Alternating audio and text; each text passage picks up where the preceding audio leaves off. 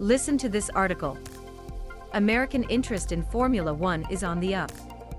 The success of the United States Grand Prix in Austin has contributed to Miami joining the calendar, with Las Vegas set to make it 3 American races on the 2023 schedule. Michael Andretti also wants to bring his team to the grid. He faces some tough hurdles, but if successful, it would be the second American squad in F1, joining Haas. Given the strength of American motorsport, there have been few American F1 squads since the World Championship began in 1950. We're excluding the numerous teams that appeared at the Indianapolis 500 when that counted for the World Championship between 1950 and 1960, because they were not F1 teams and didn't contest GPS. There were a number of privateer American entries that made sporadic appearances at their home GP, perhaps most bizarrely Indy legend Roger Ward with his leader cards Curtis Kraft Offenhaus, a midget racer in the 1959 US GP. But we're looking at the teams that ran serious F1 efforts across multiple races. So here are our top 5 American F1 teams, based on their success, impact and longevity. For the record, the UK-based team Haas Ltd, that ran Lotus at the end of 1985 and most of 1986 scored 6 points from its 19 starts. Its best finish came in the 1986 Austrian GP, when Alan Jones led home teammate Patrick Tambay in a 4-5, albeit 2 laps behind Alain Prost's winning McLaren. We'd also like to give an honorable mention to the Scarab team, which made just 2 World Championship starts in 1960. The front-engined machine was obsolete by the time it arrived, but it makes a tremendous sight, and has proved a competitive proposition against its contemporaries in historic racing. 5. Parnelli. Parnelli had the driving talents of Mario Andretti and former Lotus designer Maurice Philippe, but it wasn't a winner in F1 photo by Motorsport Images. Years, 1974 to 76. Starts, 16. Best finish, 4th. Best qualifying, 3rd. Fastest laps, 1. Points, 6. American racing legend and 1963 Indy 500 winner Parnelli Jones set up the Valls Parnelli Jones racing team, with Veljko Miletić at the end of the 1960s. The squad, often simply called Parnelli, initially focused on IndyCar, where it found immediate success. Having won 2 Indy 500s and 3 USAC titles, Parnelli moved into F1 in 1974. It had ex-Lotus designer Maurice Philippe, plus Mario Andretti to drive the single entry. The Cosworth DFV engine VPJ4 made its World Championship debut in the Canadian GP. Andretti qualified 16th and finished 7th, just a quarter of a second off scoring a point. He then started 3rd for the Watkins Glen finale, but was excluded for receiving assistance from his mechanics outside the pits. Although Andretti was rarely a top 10 qualifier in the 1975 campaign, he did score points in Sweden and France. However, the loss of Firestone backing left a sponsorship hole that was never filled, and the team folded just 3 races into the 1976 championship, Andretti having finished 6th in the South African GP. 4. Haas. Kevin Magnussen's 5th place for Haas in the 2022 Bahrain season opener was the team's first points finish since 2020 photo by Andy Hone / Motorsport Images. Years, 2016, present. Starts, 125. Best finish, 4th. Best qualifying, 5th. Fastest laps, 2. Points, 212. Gene Haas's squad has to be regarded as the most successful new team to enter F1 for many years. F1 is notoriously hard to break into, but Haas scored points on its debut in the 2016 Australian GP and finished as high as 5th in the 2018 Constructors' Championship. The team's HQ is in America, Kannapolis, North Carolina, but it does also have a base in the UK for European events and a hub at Ferrari's base in Maranello, Italy. Haas was the first American F1 team since the unrelated Haas Lola team closed in 1986. Haas has a strong Italian influence. Dallara, builder of cars for many one-make categories, has made the chassis from the start, and Ferrari has always supplied its engines.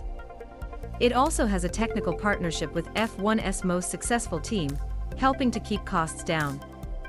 Following its first season running Romain Grosjean and Esteban Gutierrez, Haas fielded Kevin Magnussen alongside Grosjean for 4 seasons. The team has yet to score a podium finish, but has recorded 2 fastest laps, and its best result so far is a 4-5, scored at the 2018 Austrian GP. With both drivers replaced by rookies Mick Schumacher and Nikita Mazepin, and the decision to focus development on F1's new rules for 2022, the 2021 season was Haas's toughest. It had comfortably the slowest car and failed to score a point for the first time. But Magnussen returning to replace Russian Mazepin following the invasion of Ukraine provided an unexpected boost. The VF22 was a major step forward for Haas, and Magnussen scored a popular 5th place in the 2022 season opener in Bahrain. 3. Penske. John Watson scored Penske's only F1 win at the 1976 Austrian GP photo by Motorsport Images. Years: 1971, 1974–76. Starts: 32. Wins: 1. Podiums: 4. Poles: 1. Fastest laps: 0. Points: 26. America's greatest motorsport team only briefly tried its hand at F1, but its 3-season spell was tinged with both tragedy and triumph. Penske had run McLarens in the final 2 GPS of 1971, with Mark Donohue taking a fine 3rd in the wet at Mosport. But the team, now an Indy 500 winner as well as a former Trans Am and Can-Am superpower, returned with its own chassis in 1974. Donohue, coaxed out of retirement for the project, finished 12th on the Cosworth DFV-engined PC1's debut at the Canadian GP. The team planned a full campaign for 1975, running a single car for the 1973 Can-Am champion. Donohue scored points in the 1975 Swedish GP, but became frustrated at a lack of pace, and not being able to make the progress he wanted with the PC1. The team switched to a March 751 and Donohue was 5th in the British GP before suffering fatal injuries in a warm-up crash at the Österreichring. Having missed the Italian GP, Penske returned for the US GP finale, now with John Watson aboard the PC1. Watson drove the PC3 to points in the 1976 South African GP, and the car was soon replaced by the PC4, which became a competitive proposition. 3rd places at Paul Richard and Brands Hatch was followed by victory at the Österreichring. Having qualified 2nd and overcome early challenges from Ronnie Peterson's March, the Tyrrell of Jody Scheckter, and the McLaren of Coleman Hunt, Watson came through to win by October 8 seconds, a year after the of Donohue at the same venue. Famously, Watson then shaved off his beard following a bet with Roger Penske. Despite the car's competitiveness, there was only one more points finish and Penske ended up 5th in the constructors' table, behind Ferrari, McLaren, Tyrrell and Lotus. Roger Penske then decided to focus on IndyCar and sold the cars, which ran with limited success under the ATS Racing Team and Interscope Racing banners in 1977. Those outings are not included in our above figures. Read also, why Roger Penske is an American motorsport icon. 2. Shadow. Shadow cars looked great but were quick too. Here's Jean-Pierre Jarier at Interlagos in 1975, where he took pole in the DN5 photo by Motorsport Images. Years: 1973–80. Starts: 104. Wins: 1. Podiums: 7. Poles: 3. Fastest laps: 2. Points: 67.5. Don Nichols' Shadow team started as an American outfit, but raced under a British license from the 1976 season. Its one victory came under the British flag, but Shadow should have been a winner before then, and was very much American Nichols' project.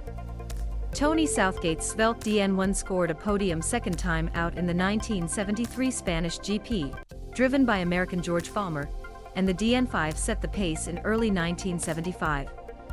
Jean-Pierre Jarier took pole for the first 2 rounds, and led the Brazilian GP comfortably until the cam arm of the fuel metering unit seized. Just over a month later, Tom Price did win the non-championship race of champions at Brands Hatch in the high downforce car. There were other flashes of pace, including Price